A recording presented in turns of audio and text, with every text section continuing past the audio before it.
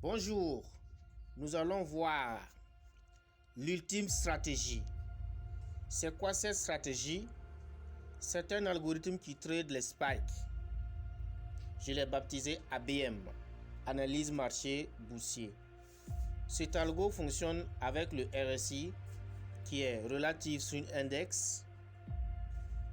On se voit après l'intro.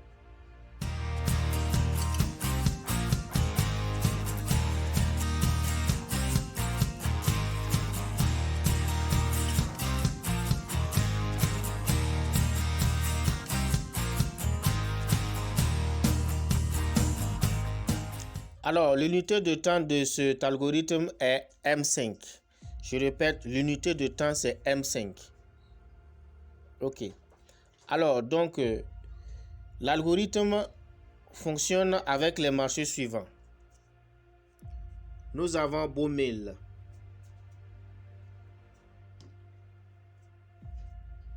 Nous avons Crashmill. Boom 500. Crash 500. Boom 300. Et Crash 300.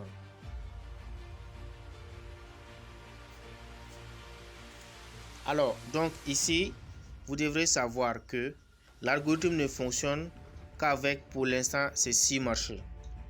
Les indices synthétiques, Boom 1000, Crash 1000, Boom 500, Crash 500, Boom 300 et Crash 300. Alors, donc ce que vous devrez maintenir, c'est quoi? Au niveau de Boom 1000, l'algorithme est buy. On ne doit jamais faire sell sur Boom 1000. Ok. Alors ici, Crash 1000.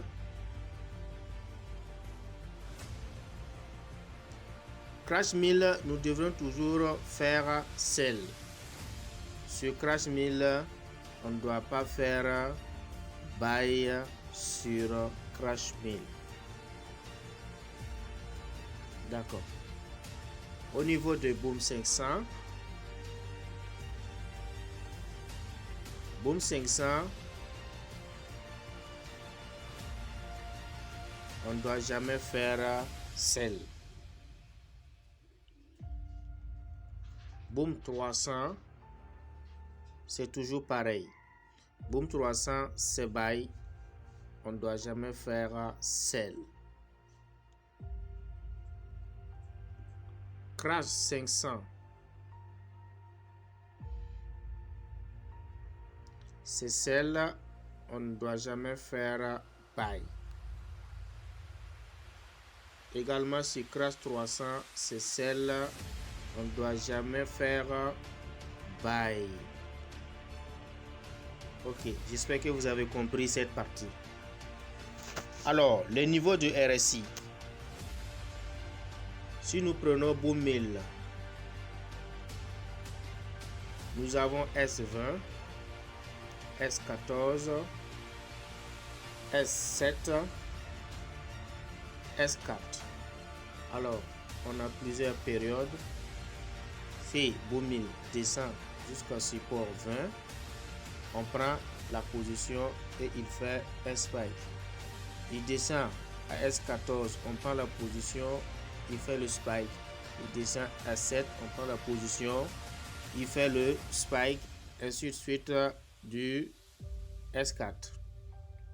Alors, si nous allons prendre le graphique, le marché est là, quitte là, le marché vient comme ça, il remonte, il vient, il remonte, il descend, il descend, il descend. Nous avons le premier niveau qui est là, S20. Nous avons le deuxième niveau qui est S7. Et suite après, il fait le spike et on enquête les bénéfices. On encaisse les bénéfices. Voilà, donc l'objectif c'est de faire à coup sûr des bénéfices. Ok, bientôt nous allons revoir le graphique pour mieux vous expliquer. À tout de suite. Nous allons insérer l'indicateur au niveau de F. On prend F de X. On cherche Relative Swing Index. On prend par défaut. Nous avons période 14 appliquée à close, style 1 pixel. Ensuite, les niveaux, nous allons ajouter des niveaux. Niveau 20, niveau 14, niveau 7, niveau 4 pour les supports, niveau 80, niveau 85, niveau 91, niveau 97 pour les résistances. On fait retour et on prend est prêt. Voici notre RSI. Voilà. Donc, au niveau du boom 1000, nous avons S20, S14, S7, S4. Allons voir pour Crash 1000. Pour Crash 1000, nous avons R80, R85, R91, R97. Nous allons voir Boom 500. Boom 500, S20, S14, S7, S4. Nous allons voir Crash 500. Crash 500, nous avons R80, R85, R91, R97. Boom 300, nous avons S20, S14, S7, S4. Crash 300, nous avons également R80, R85, R91, R97. Ok, nous sommes sur Crash 300. Nous allons faufiler. À cette période, Crash 300 a atteint R80. On lance sell. Crash 300 a atteint R80 ici. On lance sell. Son premier spike, on sort du marché et c'est bon. Également ici, c'est pareil. Le premier spike qui donne des gains, on sort et c'est bon. Ici également. À R80, le premier spike, on sort. Si le spike donne des bénéfices, bien sûr. Ici, c'est pas atteint. Là, c'est pareil. Dès que le spike nous donne des bénéfices, on quitte. Au niveau des boom 1000, l'idée générale est que si le RSI atteint la première neckline qui est S20, on lance un buy. Et après le spike, si la position en gain, peu importe le montant, on coupe la position. L'essentiel est d'avoir quelques dollars et non pas devenir riche en un rien de temps. Ok, donc nous allons continuer. Ici aussi c'est pareil. S20, on fait buy et on attend. Après le spike, après bénéfice, on coupe. Si le spike ne donne pas de bénéfice, on patiente. D'accord? Voilà, donc ici, premier neckline, petit spike, on prend, il redescend à S20, on prend position, il repart à S14, on prend également une autre position. Et le spike, forcément, nous donne des gains et on sort. L'objectif n'est pas avoir 200, 400, 1000 dollars. L'objectif, c'est de profiter des spikes. Peu importe le nombre de dollars qu'il va donner, l'objectif est d'avoir les gains, les bénéfices et sortir. Alors, donc nous allons voir Crash 1000. Crash 1000, c'est ça, il a atteint R80. Le spike, le premier spike, c'est là. On coupe et on dégage. Ensuite, ici, le premier niveau R80, il n'a pas spiké. Le deuxième niveau R85, spike. On prend les bénéfices et on dégage. Également sur Boom 500. Premier niveau S20, spike. On prend et on dégage. Nous allons voir également ici. premier niveau, spike. Ce premier spike ne va pas donner de gain. Et c'est le second spike qui va donner. On prend et on dégage. Nous partons à CRA 500 pour vérifier. Il a atteint d'abord là. Il a fait le petit spike, on prend. Il est encore arrivé. Il a fait un autre spike. Ça n'a pas donné de gain. Ensuite, il a ajouté, on prend. L'objectif, c'est d'avoir des bénéfices. L'objectif, c'est d'avoir le spike. Peu importe ce que le spike va donner. Si le spike donne 5 $, on prend. Si le spike donne 1 $, on prend. Si le spike donne 0,05, on encaisse. Alors, il y a des complications du marché.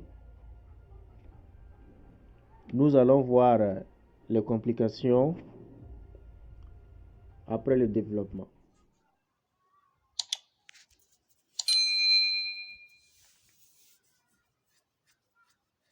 Nous pouvons avoir des complications et des difficultés sur le marché.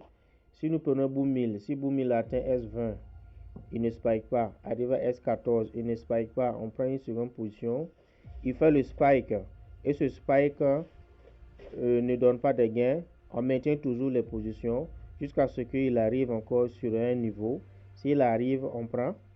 Ainsi de suite, jusqu'à ce qu'il donne des gains. Voilà. Donc, c'est ça.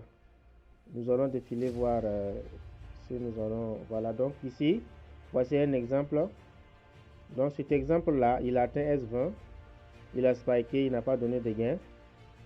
Il a spiké, il est arrivé, on l'a pris. Il a spiké, il n'a pas donné de gain. Il est arrivé encore. Ça fait la troisième position, on prend. Et après le spike, ce spike est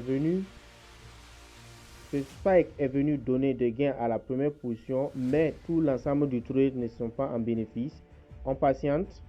Il a encore descendu un peu ici, il a spiké. Ensuite, il a descendu ici, il a spiké. Donc, c'est ce spike-là qui a donné des bénéfices et on clôture le trade. Alors, voici la complication que nous pouvons avoir sur le marché. Alors, je répète, si la complication arrive à S20, vous patientez. S'il fait le spike et qu'il n'a pas donné de gains, vous patientez encore. S'il atteint encore, s'il repart sur le même niveau S20, on prend encore une seconde position. Si spike il n'a pas donné de gains, il repart encore sur S20, on ajoute encore une autre position. L'objectif est de profiter du spike au plus grand possible. Alors je rappelle que le trading n'est pas à 100% sûr. Le marché a toujours raison. Ok, le marché a toujours raison. Alors donc vous devrez avoir un money management. Ceux qui ne comprennent pas le money management peuvent voir ma vidéo précédente sur comment utiliser le money management, comment calculer le pourcentage du capital et comment ne pas dépasser pour ne pas se faire casser la gueule. Alors donc S20, il spike, il ne donne pas de gain. Il revient à S20, on prend une seconde position, il spike, il ne donne pas de gain. Il revient encore sur S20, on prend une troisième position, il spike, il ne donne pas de gain, on patiente, il ajoute encore un autre spike et on encaisse les bénéfices et on sort du marché.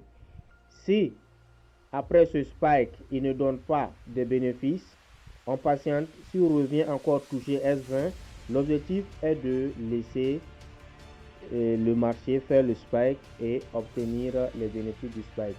Si ce trade nous donne le moins qui par respecter le money management et les reward ratios, si nous ne devrons pas perdre plus de 3% du capital, uniquement si ce trade, s'il fait moins du 3% du capital, à ce moment le trade est nul. Nous clôturons toutes les positions et nous attendons encore une nouvelle position pour le prendre. Alors donc ici ce trade, l'objectif, le take profit, ce sont les bénéfices et le stop loss 3% du capital. 3% du capital, il ne doit pas dépasser 3% du capital. C'est l'objectif. Voici la complication de boom des marchés que nous pouvons avoir. Merci.